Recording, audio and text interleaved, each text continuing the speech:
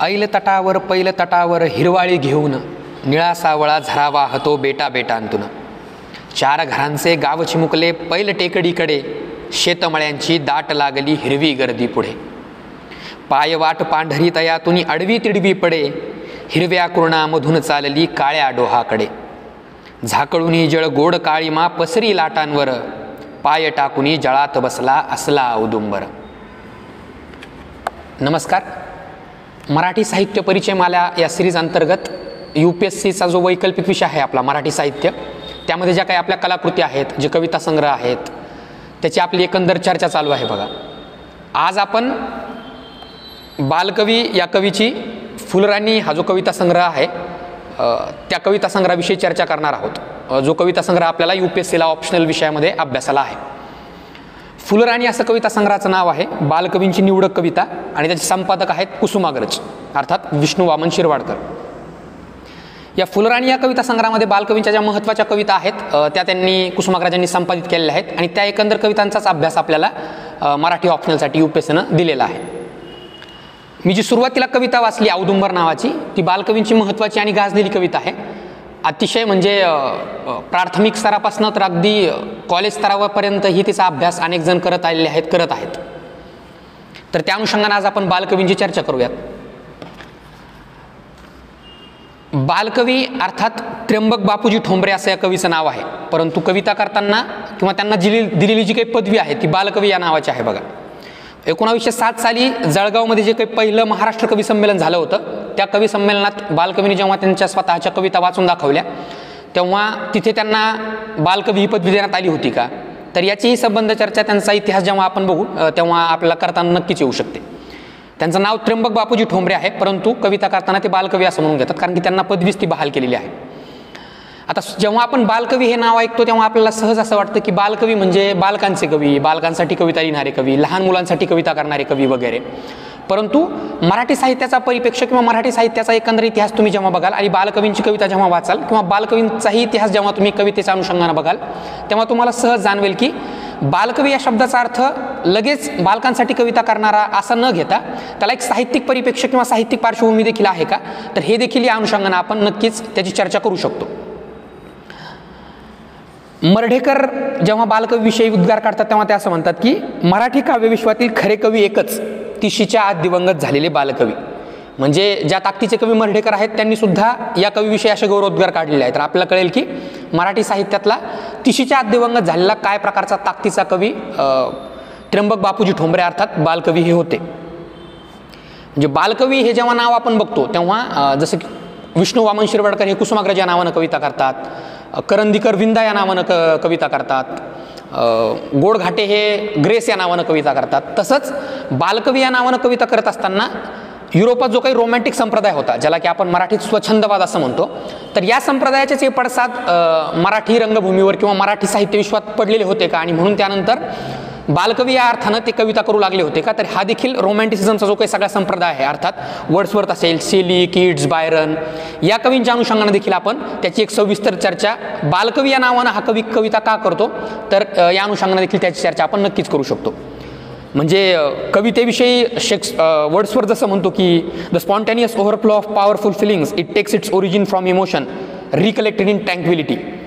So हे काही रोमॅन्टिसिझमनं जे काही कविता विश्वात किंवा काव्यविश्वात एक नवा मोठा बदल घडवून आणला, तर त्या बदलाची अनुभूती बालकवी आपल्याला त्यांच्या कवितांमधून देतात का, तर याची देखील चर्चा आपण फुलराणी या कविता संग्रहाच्या परिप्रेक्ष्यातून नक्कीच करू शकतो.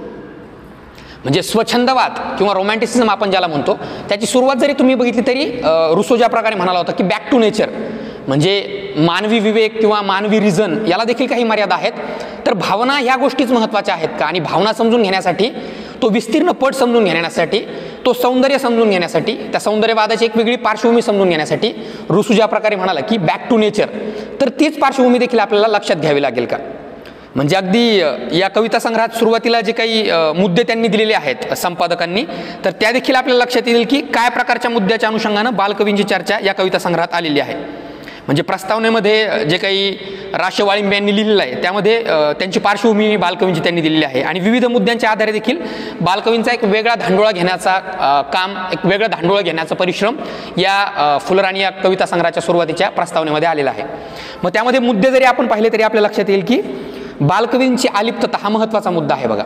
म्हणजे रोमॅन्टिक संप्रदायामध्ये आपण जेव्हा बघतो तर आपल्याला असं जाणवतं की सभोवताली काय चालू याचं देणं घेणं कवीला सहसा नसतं. म्हणजे अगदी तुम्ही वर्ड्सवर्थ, किट्स, बायरन या कवींच्याही कविता पाहिल्या किंवा जे आपण सध्या अभ्यासतो आहोत त्या बालकवींच्याही कविता पाहिल्या तरी तुम्हाला जाणवेल की एक वेगळ्या प्रकारची अलिप्तता बालकवींच्या प्रत्येक कवितेत, प्रत्येक कविता संग्रहात आपल्याला नक्कीच जाणवते.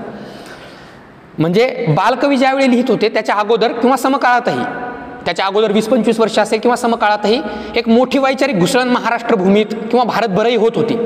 परंतु त्या वैचारिक क्रांतीची थोडीशी सहज वर्णन देखील बालकवींच्या कवितेत आपल्याला पाहायला मिळत नाही. म्हणजे सुरुवातीलाच मी जसं सांगितलं की रोमॅन्टिक किंवा स्वच्छंदवादी संप्रदाय असल्यामुळं स्वतःच्या काव्यविश्वात, स्वतःच्या मनोविश्वात रममान होण्याची जी काही प्रवृत्ती आहे ती प्रवृत्तीच बालकवींची असल्यामुळं समकालीन घटना किंवा बालकवींच्या अगोदरही 20-25 वर्ष जो काही वैचारिक पार्श्वभूमी, जो काही वैचारिक घुसळण, जी काही वैचारिक क्रांती महाराष्ट्र भूमीवर घडत होती तर त्याचा साधा लवलेश देखील आपल्या बालकवींच्या कवितेत सापडत नाही.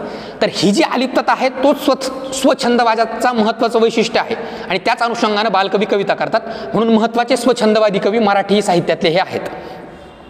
म्हणजे त्यांच्या अगोदर केशवसुतांनी ज्या काही कविता लिहिल्या, अर्थात अंत्यजाच्या मुलाचा प्रश्न असेल किंवा तुतारीसारखी कविता असेल की एक तुतारी द्या मज आणून, हा जो काही सामाजिक परिप्रेक्ष्य केशवसुतांनी त्यांच्या कवितेत मांडला त्याची पार्श्वभूमी जरी आपण लक्षात घेतली तरी सुद्धा आपल्याला जाणवेल की बालकवींची ज्या प्रकारची अलिप्तता त्यांच्या कविता संग्रहात आहे तर त्या अलिप्ततेतूनच स्वच्छंदवादाचा एक वेगळा अनुभव बालकवी आपल्याला त्यांच्या कवितेतून देतात का, तर याची देखील संपूर्ण चर्चा आपण या कविता संग्रहाच्या अनुषंगाने नक्कीच करू शकतो.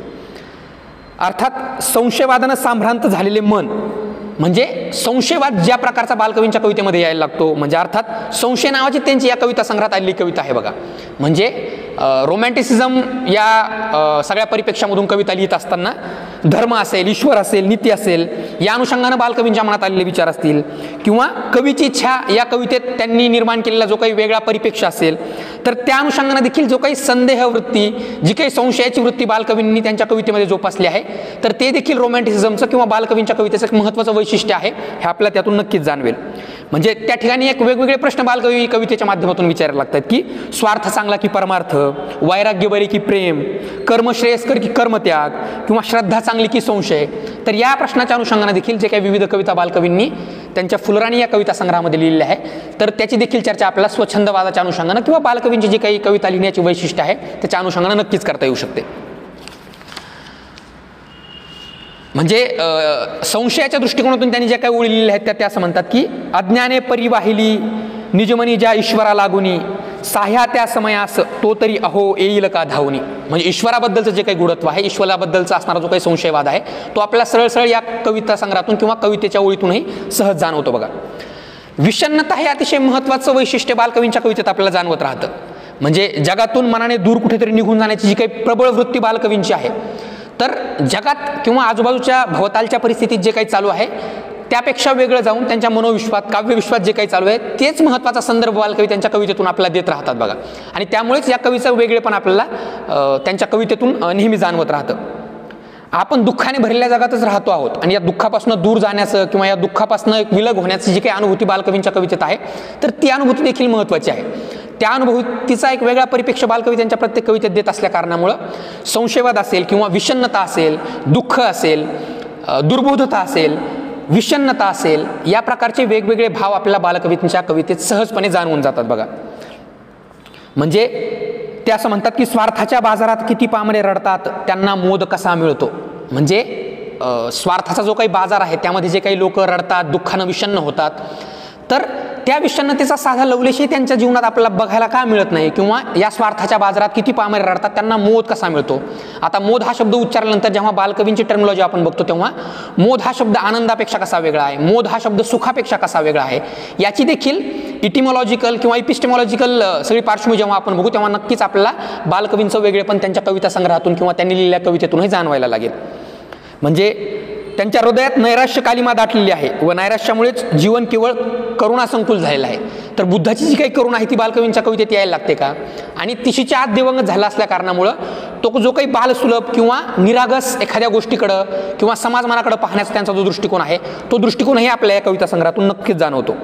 म्हणजे सौंदर्याची जी काही आज बालकवींच्या कवितेत यायला लागते, आपण जे काही म्हणतो की सत्यम शिवम सुंदरम, तर त्या सौंदर्याची एक वेगळी आज बालकवींच्या कवितेतून आपल्याला जाणवते का? आणि त्या सौंदर्याच्या अनुषंगातून त्यांनी जे काही वेगवेगळ्या कविता केलेल्या आहेत, म्हणजे तुम्ही त्यांच्या विविध कविता जरी वाचला तरी तुम्हाला जाणवेल की काय प्रकारचं वेगळं सौंदर्य बालकवींनी त्यांच्या कविता संग्रहातून आपल्या सर्वांसमोर ठेवलेलं आहे. सौंदर्य देवतेचा उदो उदो करणारा हा कवी असल्या कारणामुळं सौंदर्याची एक वेगळी पार्श्वभूमी त्यांच्या कविता संग्रहाला नक्कीच लाभलेली आहे. त्या अनुषंगाने देखील आपण बालकवीची एका वेगळ्या परिप्रेक्ष्यातून नक्कीच चर्चा करू शकतो. आता बालकवींचा कल्पनाविलास जेव्हा आपण पाहायला लागतो तेव्हा एस.टी. कोलरिज या कवीनं जे काही फॅन्सी आणि इमॅजिनेशन या पार्श्वभूमीतून मांडलेली सगळी स्वच्छंदवादाची असेल किंवा काव्यविश्वातील असेल, तर फॅन्सी ही इमॅजिनेशन पेक्षा कसं वेगळं आहे आणि बालकवींचा कल्पनाविलास त्या अनुषंगाने आपल्याला अनुभवता येईल का, तर हे पाहणं देखील आपल्याला या कविता संग्रहाच्या माध्यमातून नक्कीच पाहता येऊ शकतं. अगदी UPSCने विचारलेले प्रश्नही तुम्ही बालकवींचे पाहिले तरी तुम्हाला लक्षात येईल की काय प्रकारचा एक वेगळा अप्रोच UPSC बालकवींच्या माध्यमातून ठेवते आणि काय अनुषंगाने आपण बालकवी UPSCच्या माध्यमातून अभ्यासाला हवेत. या ठिकाणी बालकवींवर आलेला एक प्रश्न आहे की बालकवींनी निसर्गातील विविध घटकांना मानवी भावना कशा प्रदान केल्या आहेत ते सोदाहरण वर्णन करा. म्हणजे चेतनगुणोक्ती जो काही अलंकार आहे, यमक जो काही अलंकार आहे किंवा अनुप्रासासारखा जो काही महत्त्वाचा अलंकार बालकवी वापरतात, तर या अलंकाराच्या पार्श्वभूमीतून बालकवी कशा प्रकारे वेगळ्या कविता इतर कवीच्या तुलनेत किंवा समकालीन कवींच्या तुलनेत करतात, तर हे जाणून घेणं देखील UPSCच्या परिप्रेक्ष्यातून आपल्याला नक्कीच महत्त्वाचं ठरतं. परिचय मालाच असल्या कारणानं बालकवींची थोडक्यात आपण चर्चा केलेली आहे. बघा, बालकवींचा जो काही सूक्ष्म गोष्टी असतील त्या देखील आपण एकंदर UPSCच्या दृष्टिकोनातून असेल किंवा UPSCनं विचारलेल्या प्रश्नाच्या दृष्टिकोनातून असेल नक्कीच त्याची चर्चा देखील अगदी खोलात जाऊनही करू शकतो.